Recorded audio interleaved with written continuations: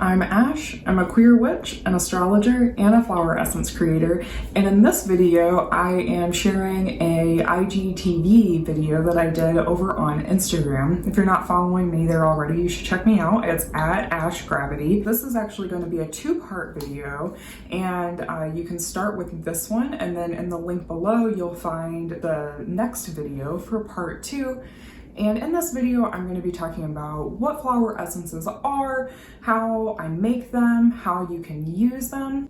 I also just put up a free Flower Essences for Beginners workshop on my website, and you can get that by subscribing via email at the link in the description below this video as well. So if you want more flower essence content and want to learn more about my approach of bringing astrology and flower essence creation together, then you can get instant access to that hour-long workshop that I created. Hope that you'll hit subscribe on my YouTube channel. I do monthly astrology forecasts, and I have a lot of great content coming out for you here on YouTube and also over on my podcast, which you can also find info about below. So let's go ahead and get started. What are flower essences? It's a really good question. So flower essences are the vibrational, or I like to call it the energetic architecture of a flower imprinted onto water and preserved in alcohol, usually. I personally use brandy. I use Cedar Ridge Pear Brandy for all of my flower essences, and at this time I'm not doing anything that's alcohol free, although that is a goal for me for my products in 2021 to make some alcohol free products as well. And what does that mean when I say it's the energetic architecture of a flower imprinted onto water? Like, what does that look like?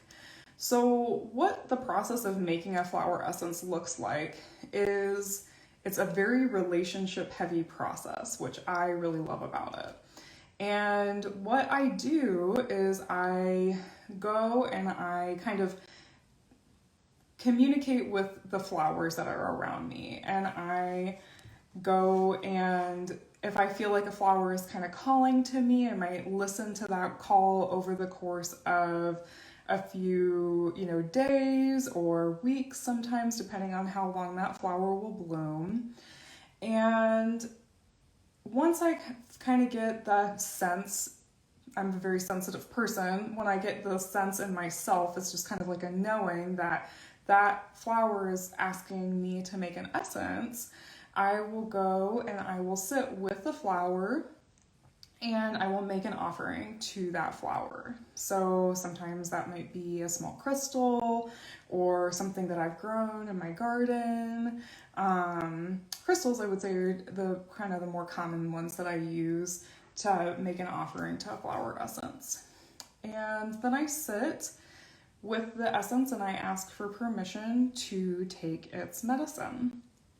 And in that process, I wait for the flower to give me some kind of indication that it is okay for me to take the essence. So that might be that I might hear like a song, or I might hear, like one time I was harvesting a flower essence and I asked for permission, and I literally heard somebody behind me in the area I was harvesting and just start shouting, and the first thing that they said was yes, and I took that as an indication, because it's not just about what's happening in my relationship with the flower, it's what's happening all around my surroundings. That's all communication from the flower.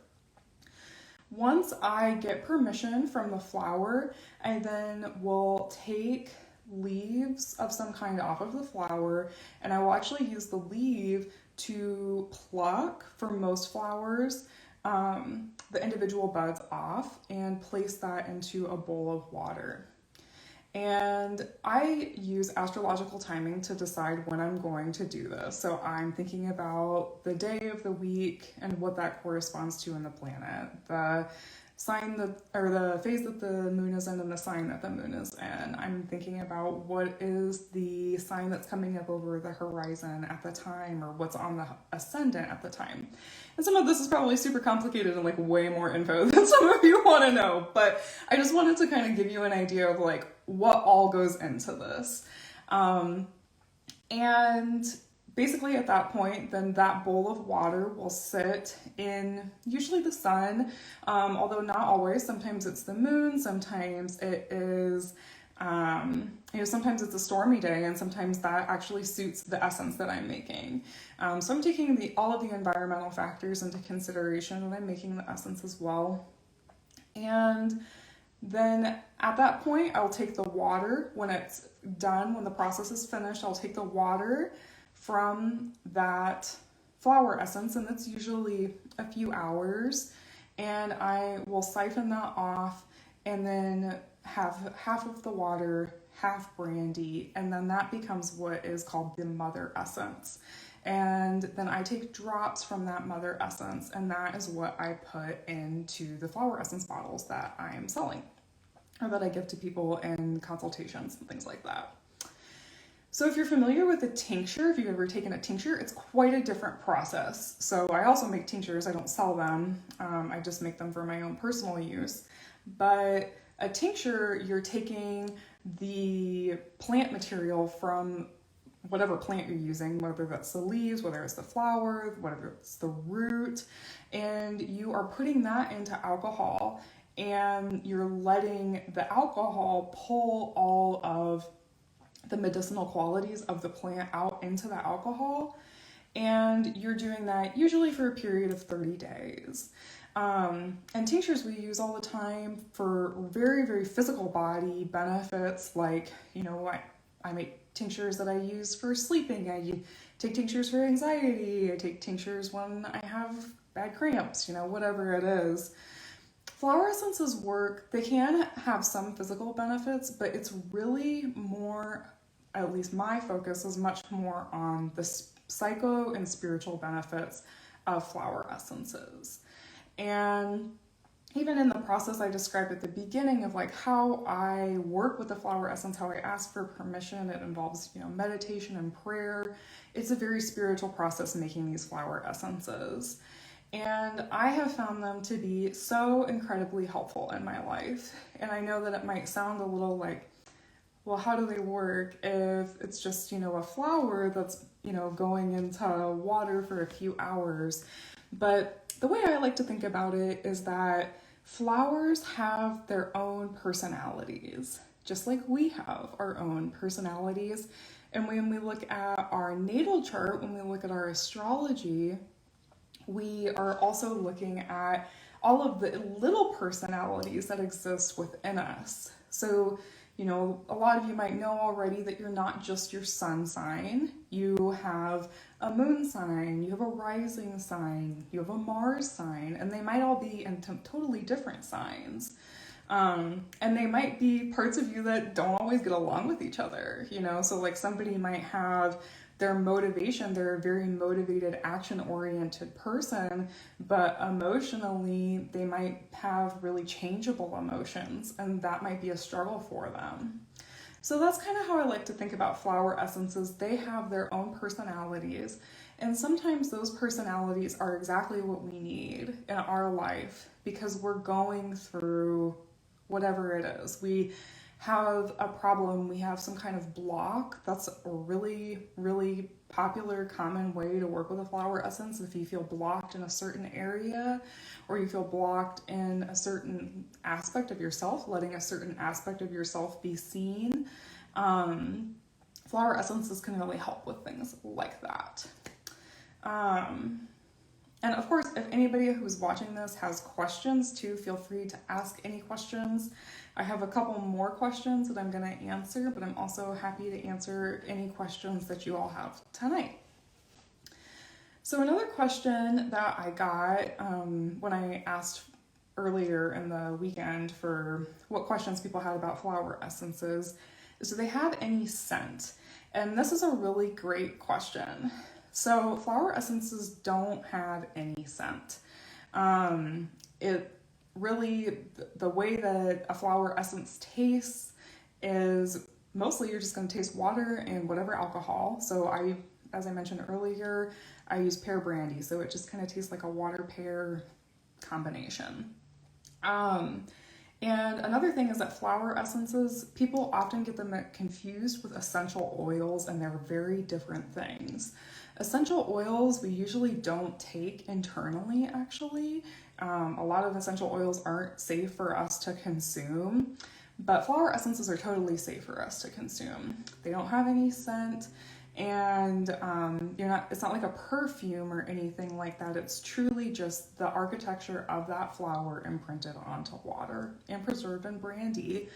And so if you're taking just a single flower essence, that's not going to have a smell. Like I said, it's not going to necessarily have a really strong taste or anything like that. They're very, very safe to use. Not really any concerns about taking medications and any interactions happening there. I do use essential oils in my spray and mister bottles. And so this is where I'm going to start to talk a little bit about how I use flower essences and how you can use flower essences if it's something that you're interested in getting into and trying out. And so the easiest way to take flower essences is just to take them internally. And starting with just a single flower essence is a great way to start. If you go to my website, if you go to my apothecary shop, you can find the link in my profile. Like I said, it's live now. There's descriptions for each of the different single flower essences there.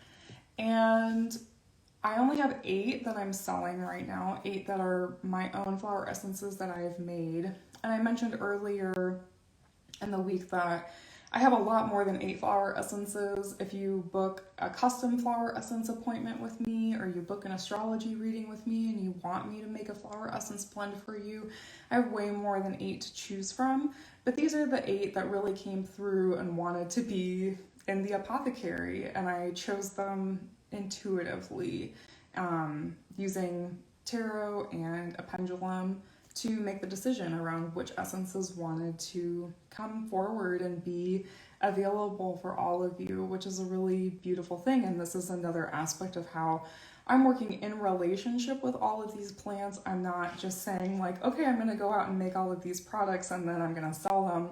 This is a very relationship focused job. This is a very relationship focused work for me.